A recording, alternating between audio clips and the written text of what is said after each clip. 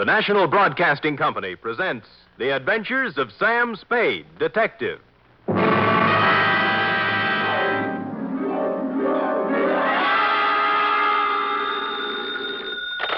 Spade Detective Agency. Hi. Sam? Who else?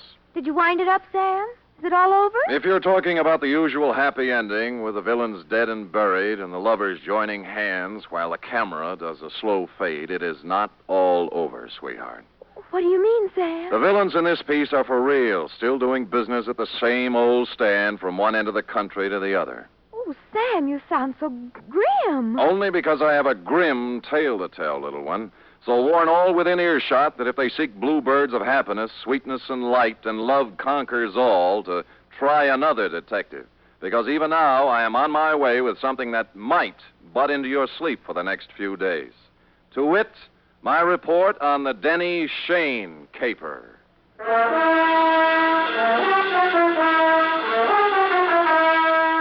For NBC, William Spier, radio's outstanding producer-director of mystery and crime drama, brings you the greatest private detective of them all, starring Stephen Dunne in The Adventures of Sam Spade.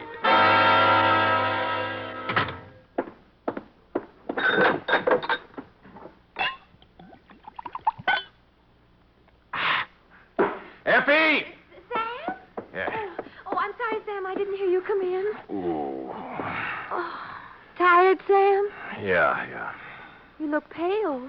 I guess maybe I'm a little sick, too. Now, Sam, I warned you about heavy lunches when you're on a case. Not that kind of sick, Angel. This kind starts at your shoe tops, runs up your backbone, and kicks around in your head till you're... Where's the book? Right here, Sam. Okay. The date, fill it in. 2? To John Q. Public. From Samuel Spade, license number 137596. Subject, the Denny Shane caper.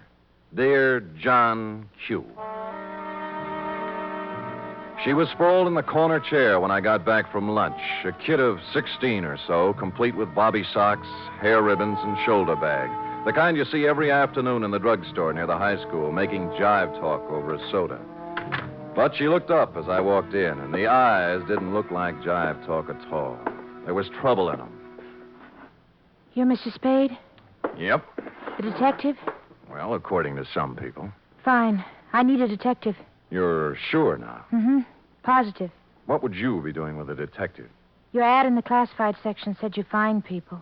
Well, sometimes. They're not too badly lost, that is. What do you want to find? Did you ever hear of Denny Shane? You don't really want to find Denny Shane, do you? Why not? Well, most people want to lose him. Then you do know him. I'm glad. Here's $20. Now, wait a minute. Hold it, honey. Don't get anxious. What's the matter? Don't you want to be paid for this? Not if I don't do it. What do you mean? Let's talk about you. What's your name? Mary Johnson. Does it make any difference? Mm-hmm. Mary Johnson. Where do you live, Mary? Well, I've never been in San Francisco before. I just got in yesterday. Staying with a friend out in the marina. My home's in Denver. Denver, Colorado. 2028 14th Street. Okay. Here you are. You want to sign the contract? Oh, all right. Where do I sign? On the line here. Oh. No. The right name. Sally Joan Michaels. How did you know that? Next time you use an alias, leave the identification bracelet home. Huh? Don't tell people you're fresh out of Denver when your coat label says it's fresh out of Ruse Brothers, San Francisco. Now, let's try it again, huh? What about Denny Shane? Well, I want to find him, that's all. Well, that's a lot. Why? I'd rather not say. Well, in that case, Sally, I recommend another detective. You'll find there's an ad in the classified section just below mine. You mean you won't do it? Sally, if I may get pontifical for just a moment, Denny Shane is not the kind of character I would pick out for a kid like you. He has a reputation for booking horses, which is illegal, and welching his bets, which is worse. He is associated at one time or another with almost everyone in the files of the Kefauver Committee. And as for the girls he runs around Stop with... it, will you? Oh, so that's it. No, that isn't it. I've never seen Denny Shane in my life. If we do find him, you'll have to point him out to me. Really? He's been good to me. You see, all my life he's been good to me. Mm-hmm. And you've never seen him? No. Denny Shane is my brother, Mr. Spade. My mother died when I was born. I was adopted, but Denny went to an orphanage, and I guess he sort of ran wild after he got out. Yeah. What do you mean he's been good to you? Sent me money on birthdays and Christmases, sometimes in between. He always said if I needed help to tell him, but I never knew where to find him. We need help right now, Mr. Spade. My stepmother has to have an operation, and I know Denny will give me the money if I can find him. Why did you tell me all those black lies? I was afraid you'd call my folks. They'd be horrified if they found out. Oh. Mm-hmm. This is the truth now. Girl Scouts honor. Yes, Mr. Spade. Okay, you run home and study your algebra, and I'll look up Shane in court. No, I've got to talk to Denny myself.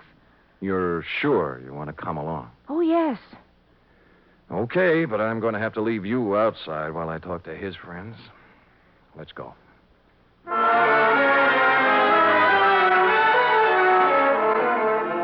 I hadn't seen Shane since 3 years ago when he conned a client of mine out of $3,000 on a phony mining stock deal. I knew it was waste motion, but I checked the hotel where he was living then and found he was long gone. Came next in the following order: one gambling joint in South City, one saloon in the Mission, and one very dubious apartment on Turk Street, run by a charming wench wearing wedgies, culottes, and peach brandy. She gave me a peachy smile. Oh, Denny Shane? Don't step on your laughs. You seen him lately? Funny you asking about Denny. I saw him yesterday. First time in 2 years coming out of Augie Dano's. Oh, who's Augie Dano? Runs the gym exercise studio, reducing setup on Sutter Street. You know, work a little, lose the middle. Get it? Yeah, I got it. But anyway, thanks.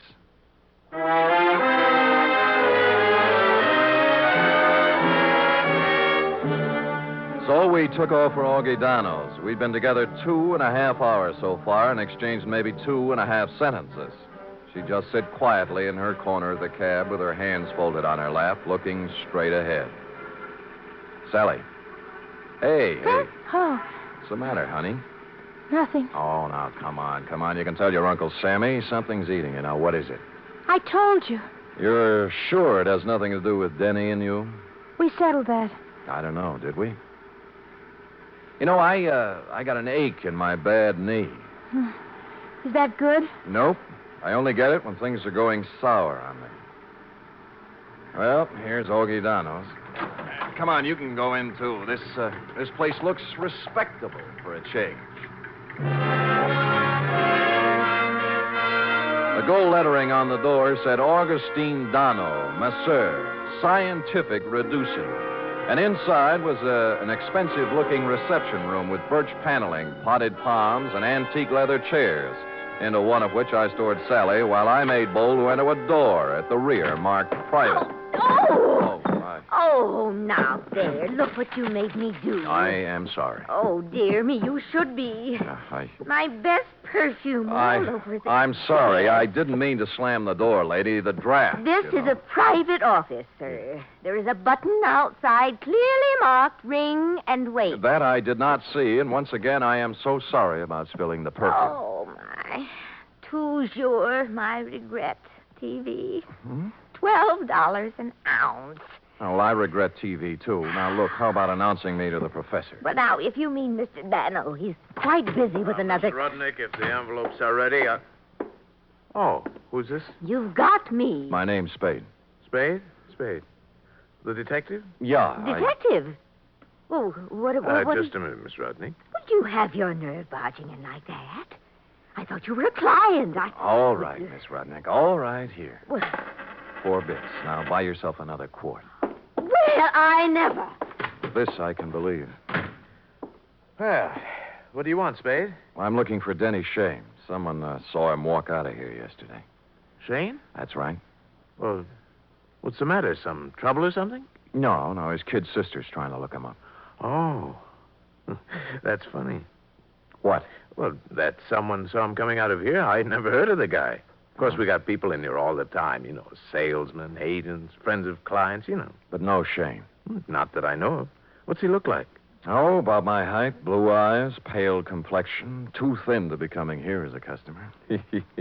Well, I wish I could help you, pal, but like I say, so many people come in and out of here, you know. Sure. Thanks anyway. Bye. Bye. Any luck? No, never heard of him. Come on. Too bad. Where to now? Oh, there are a couple of more places. After you.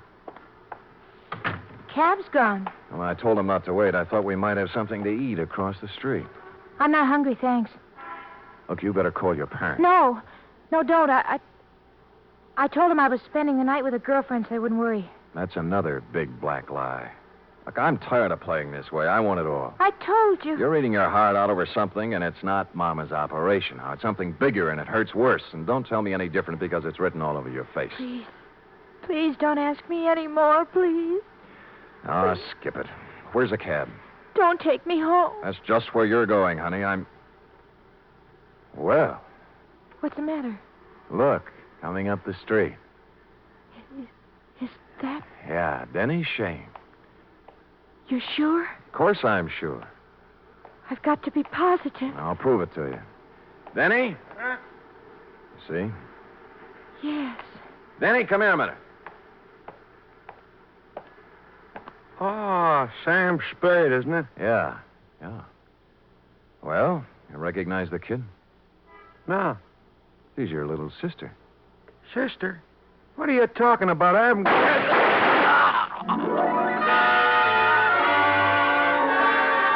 It all happened in less than a second. So hard, so fast, so horrible, it froze me in my tracks. The shoulder bag flew open, there was an automatic in her hand, and then Denny Shane was dead on the pavement, and she was turning toward me, her face a sick gray color, handing me the gun, handle first. There.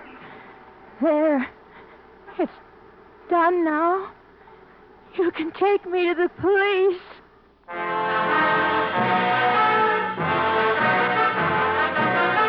You are listening to the weekly adventure of radio's most famous detective, Sam Spade.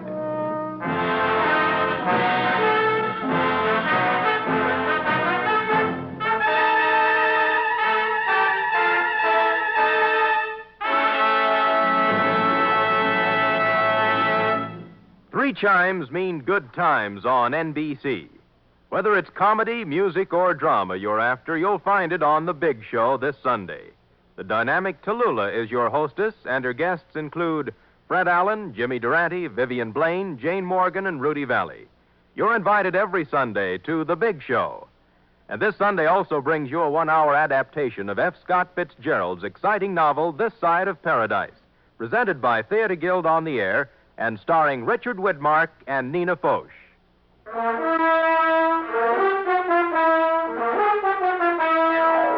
And now back to the Denny Shane caper, tonight's adventure with Sam Spade.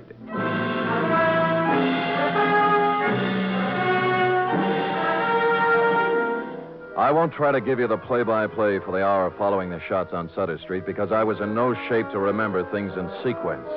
In less than a minute, we were in the center of a milling crowd. Cars jammed up. Horns began to blow. Then the morgue wagon and a squad of homicide dicks and flashbulbs going off like firecrackers. And Sally standing them all off with a frozen gray expression on her face that never changed. While I stood at her elbow, me, Sam Spade, who'd seen Lord knows how many murders, with rubber in my knees and a feeling in my stomach like I was going to be sick. Finally, the squad car picked us up and headed for Dundee's office. Mr. Spade, Yeah? I've been waiting for you to ask me why I did it. I thought I'd leave that for the professionals. It won't do any good to ask me, Mr. Spade. Please tell him that, will you? It'll save all of us a lot of trouble. Everything I told you was a lie. I had to make you take me to him some way because I didn't know what he looked like. I hope you know what kind of a stew you jumped into, Sally, because from here on it's going to be pretty tough. I don't care what they do to me. I've had nothing to live for a long time now. What do you mean? Sounds stupid, doesn't it? 16 years old and nothing to live for. Ah, Sally. Tell them not to ask me any questions. Tell them I'm guilty. Sentence me or do whatever they do. I'll never tell them why. I'll never tell them why.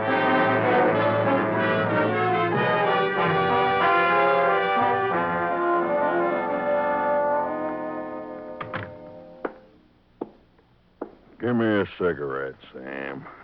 Yeah. Why did I have to grow up to be a homicide, Dick? No dice, Lieutenant? No dice. It's her old man's gun. Hooked it out of his drawer this morning before she left for school. I still think she's mixed up with Shane somewhere. Dundee, believe me, that's one thing I can guarantee. She didn't know Shane from Hopalong Cassidy.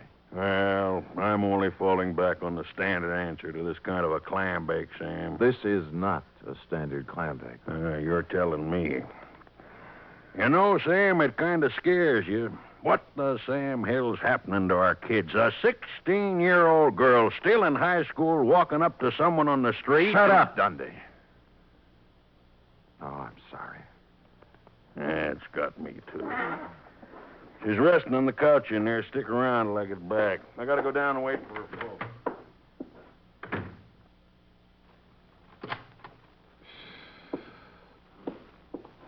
Oh, excuse me. I saw the lieutenant go out, and Come on in, sit down. I'm a friend of Sally's. Do you think I could talk to her for a minute? Well, I don't think she feels like talking. Look, I got to, mister. I got to talk to her. What's your name? Eddie Tucker. I go to school with Sally. I've been waiting for 3 hours outside for a chance to talk to her. Can't I, please? What's it about? It's kind of personal. Okay, through the door there. Oh, thanks. And leave it open. Yes, sir. The minute he went in, I slid along the wall into a corner between the door jamb and a file case. And through the doorway, I could see them both in a mirror on the far wall of the inner office. Sally. What are you doing here? I had to see you, Sally. I heard about it, and I had to see you, that's all. You're wasting your time, Eddie. It's all over and you know it. You shouldn't have done it, Sally. You know what I promised you. I know what you promised me all the other times, too. This was for keeps, honest. So are the other times. All right, look. Look at this, see? Out the window. Watch. Now do you believe me? Eddie, it's not your fault anymore. I don't blame you, honest. All those promises... I'll keep this one, Sally. Honest, I will. No. You're a zombie, Eddie. You know what a zombie is? Someone who moves and walks around, but who's dead inside. Go away. Now. Go away. He got up slowly and walked past me out the door, rosy-cheeked, 17, with a tired old man look in his eyes. A few minutes later, the matron came by, and I left her with Sally. The window in Dundee's office opened onto a second-floor roof below, and directly beneath it, I picked up what Eddie had tossed out. A set of car keys and a leather case, plus a third one that looked like it belonged to a school locker with the number 339 on it. And written in ink on the leather inside, like a memo, was Denny Shane, 778 Turk Street, apartment 4.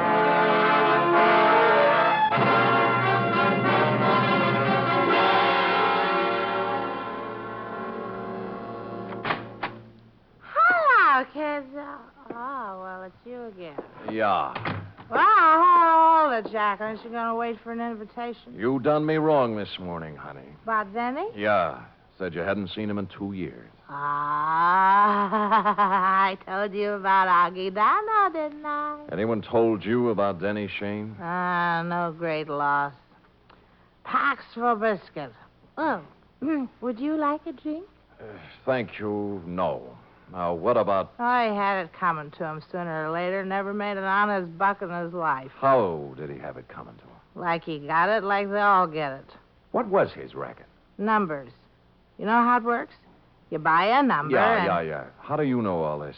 Curiosity. Intellectual curiosity. I want to know things. All the time I want to know things. Follow?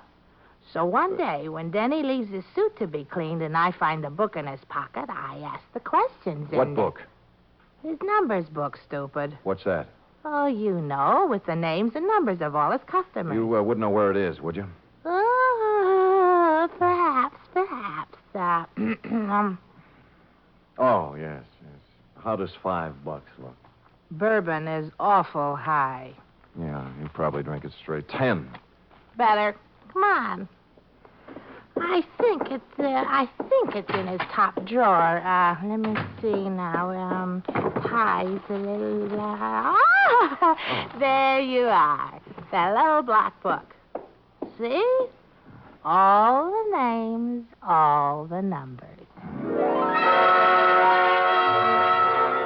All the names, all the numbers, and one other feature. It was divided into sections, labeled Galileo, Balboa, Lowell, George Washington, and a couple of more fellows who passed on long before the numbers racket was invented. Under each was a list of names. Eddie Tucker's was on the page headed Thomas Jefferson, and after it was number 339-7th Street. At this point, several bells rang. The odd key in Eddie's case didn't belong to a locker. It went with a box in the main post office on 7th Street. Hey, now look, fella. It's 11 o'clock at night. Yeah, my name's Spade, clerk. Look. See? The license. I don't care about the license. The rules and regulations of the United States Postal Service. I know, through rain and sleet and snow and hail. But there's been a murder, you see. Murder? Yeah. Oh, well, in that case, I suppose we Great. Where's the mail for the boxes? On the table over there, but it isn't distributed. If you'll wait a shake. I'll wait a shake.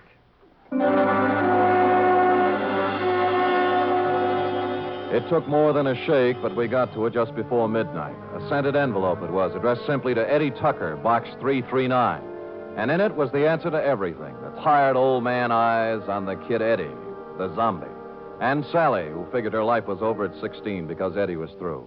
But who had sent it to him was something else again. Just a plain white envelope, the kind you get for a Nikola pack in the dime store. I looked at it a little closer, wondering what manner of stationer would deem it fitting to sprinkle perfume on the kind of envelope most people mail their bills in. And finally, a possible explanation took shape in my mind. You don't have to hit Spade on the head with a baseball bat. Any large-sized mallet will do. Not just a minute, Spade. I deserve an explanation. You'll get it, Augie. I'm in bed asleep. Where do you get off buzzing my bell this time of night? Patience. But look. You're alone? Yeah. Good. Yeah. Well, what are you taking your coat off for? Just relax, Augie. Yeah, there's the coat. Tie. And now the shoulder holster. Shoulder holster? Here we are. Wait a minute now. What is all this? Well, you know the old saw, Augie. Work a little, lose the middle. What I need is exercise. Great. All right, you come around to the studio sometime. What's the matter with you? Are you crazy? Yeah, get up. I want to try it with the right hand. Look, Spade. They got ground rules over at headquarters now, Augie. No white lights, no rubber hoses, but they don't apply to private dicks. Get up! Listen, if you're looking for trouble, The right's even better. Okay, up you go now. Come on! Up against the wall. Now. Hey, let go of me, Spade. Let's talk, huh? Talk? Yeah, about Denny Shane, about the kids he smeared with his filthy hands. High school kids from Balboa High and Lowell and George Washington. Good kids, straight kids. I don't know nothing about... Your outside man, wasn't it? Your roper. Turning up in drugstores and jive joints with those dirty little packets of heroin he passed out as headache powders. No, I don't know nothing about...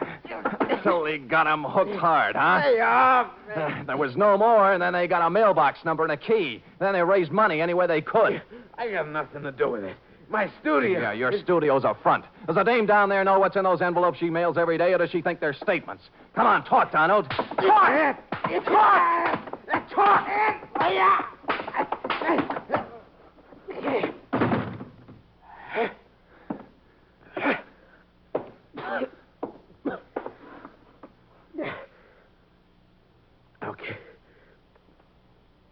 Okay. I'll talk.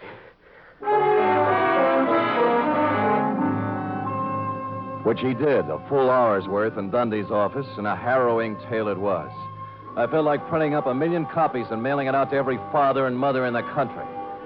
They'd taken him downstairs when I happened to glance out of Dundee's window, and down on the second floor roof, a point of light was moving back and forth slowly from one end to the other.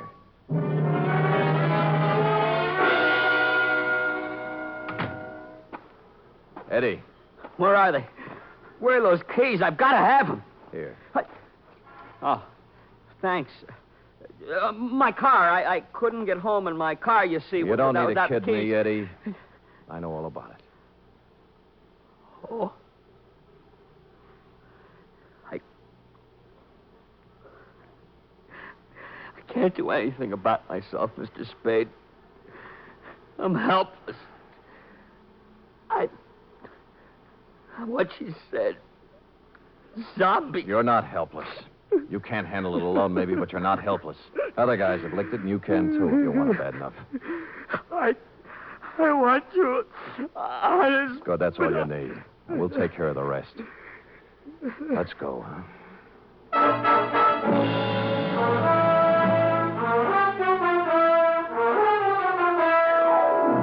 Like I said, this one doesn't have bluebirds at the end. Not yet, anyway. The bold fact is that Sally Joan Michaels is facing the juvenile version of a murder rap.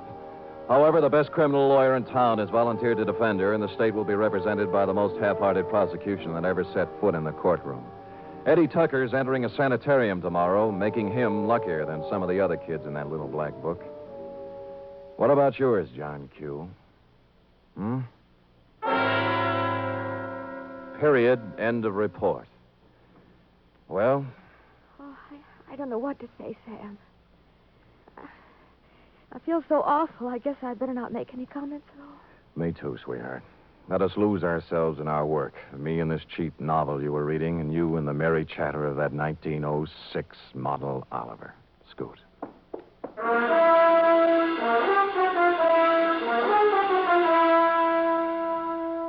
Three chimes mean good times on NBC.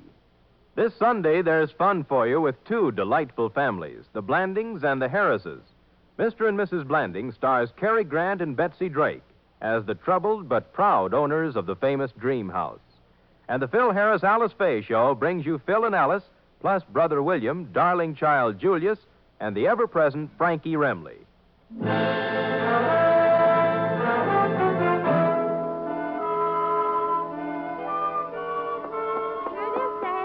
Amazing. Oh, not really, Sam.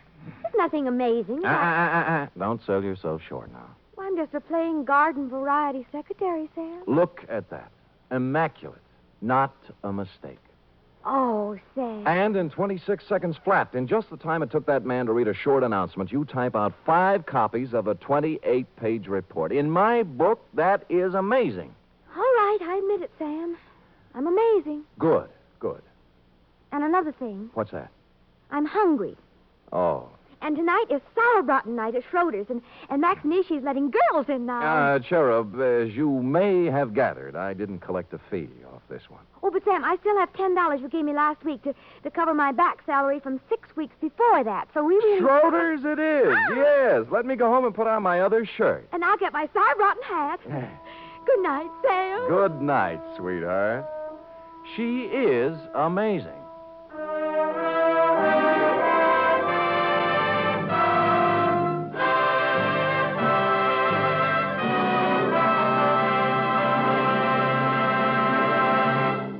The Adventures of Sam Spade are produced, edited, and directed by William Spier. Sam Spade is played by Stephen Dunne. Lurene Tuttle is Effie. Also in the cast were Kathy Lewis, Paul Frees, Kathleen Freeman, Lou Merrill, Bill Tracy, and Jerry Hausner. Script for tonight's adventure by Harold Swanton. Musical scoring by Lud Gluskin, conducted by Robert Armbruster.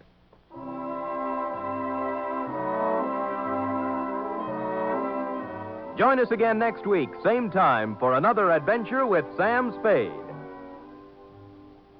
You can help in the fight to conquer cancer. Strike back at cancer by joining the 1951 Cancer Crusade of the American Cancer Society.